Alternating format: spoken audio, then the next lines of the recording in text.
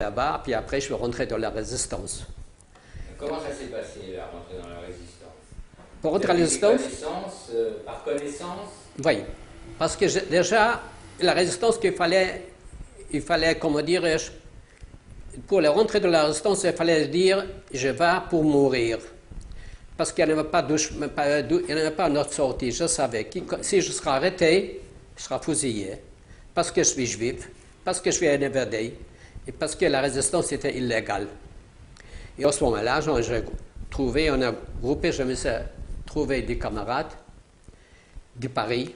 On est rentré dans la résistance. Il y en avait Charles Manchel, Albert Goldman. Oui. Il y en avait des camarades qui étaient avant nous, bien sûr. Il y en avait aussi Joseph Vogel. Joseph Vogel, lui, c'était un qui était en Espagne. Il nous a appris pas seulement faire les revolvers, mais aussi les grenades, comment on fait les mitrailleuses, comment on peut faire toutes ces choses-là.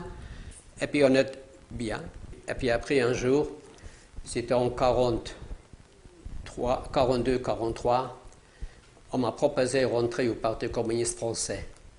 Parce que lui dit, à ce moment-là, tu n'auras plus la possibilité, tu ne seras plus de choses, tu ne seras plus gardé, tu seras au moins. Et j'étais obéissant et je suis rentré dans le parti. Mais il ne fallait pas. Dans le FTP alors? Oui, il fallait absolument pas rentrer, mais je n'étais jamais payé. Et c'est pour ça. Et j'habitais, après, quand j'ai eu déjà la carte française, soi-disant que je suis français, j'habitais 16 rue Saint-Jean à Lyon. Non mais attendez, avant ça, monsieur. Oui. Ça, oui. Pendant la résistance, vous avez fait des actions?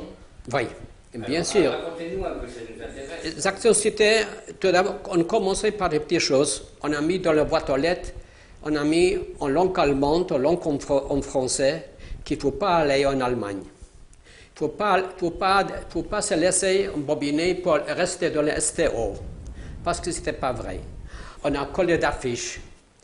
On a arraché d'affiches qui ont dit contre les juifs ou contre les communistes. Mais au fur et à mesure le temps est passé, on est passé à des actions plus importantes. On m'a désigné comme responsable de la technique. Parce que la technique, ça veut dire quoi? La technique, ça dit garder des armes. Parce que chez moi, il y en avait des camarades qui sont venus chercher des revolvers quand il fallait abattre quelqu'un, quand il fallait attaquer. Et à ce moment-là, avant que j'habitais rue Saint-Jean, j'habitais à rue Loiselier. À rue Loiselier, j'étais concierge. Comme concierge, j'étais toujours dehors, avec les poubelles, avec les balais. Et puis derrière la conciergerie, il y en avait un grand endroit qui j'ai gardé les armes et les tracts de papier qu'il fallait. Il y en avait de tous les côtés qui sont venus, d'imprimerie, qui sont venus, et je me suis appelé Orivès. Mon nom est porté Orivès. On savait, chez moi, j'ai gardé, il y en avait des choses que quand un camarade n'a pas eu dormir de l'FTP, je l'ai donné à l'endroit où dormir parce que j'ai eu de l'eau dans la loge, j'ai un rue Loiselier, c'est à Lyon, à Vès, qui là-bas j'ai gardé mes camarades. Vous avez participé à des actions armées? Oui. Des actions armées, vous avez participé? Oui. J'ai des papiers qui témoignent. Qui témoignent qu'un jour on est venu qu'il fallait ramasser des armes. Alors vous savez, dans le temps avant, il y en avait deux gares à Lyon, gare de Vès et gare Perrache. Gare Perrache, c'était pour les passagers. Et gare de Vès, c'était pour les matériels. Alors, tout ce qui s'est descendu de Paris du Nord, se passait à gare de Vès, des tanks, des canons, des ammunitions, tout est passé par là. Et gare de Vès était gardée par des Allemands. Les Allemands qu'ils ont gardé là-bas, ils habitaient dans un hôtel, les autres étaient un grand hôtel, ils étaient toujours armés. Quand il fallait prendre des armes, alors il n'y en avait pas d'autre moyen de demander chez eux. On était deux. En général. Oui, alors j'étais avec camarade Max Limberger. Lui, c'était, vous savez, il a travaillé comme menuisier. Il était à Gaillard, c'était vraiment très, très costaud, très, très fort. Il m'a dit, tu vas devant, tu tombes, il m'a derrière.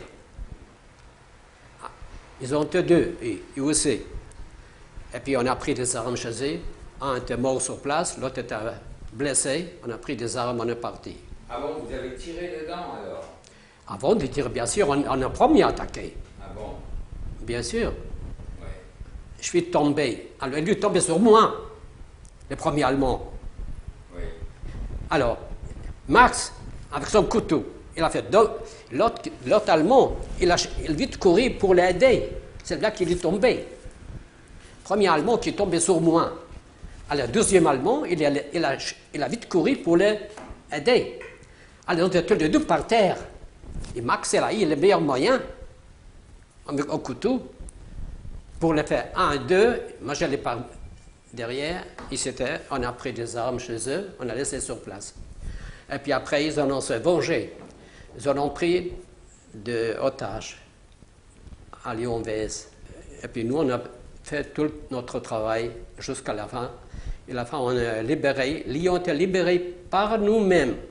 Aucun armée à Lyon, elle était libérée. Si je ne me trompe pas, c'était 11 ou 12 septembre 1944, par nos propres forces d'FTP.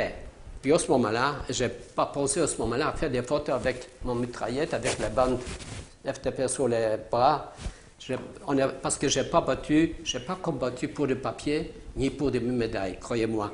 J'ai combattu pour la liberté, pour qu'on puisse vivre comme des hommes et pas comme des esclaves. Il faut que la France pouvait vivre. Malheureusement, on a donné tellement de vies. Mes parents, mes frères, toute la famille, mes bons frères, tous ont été morts.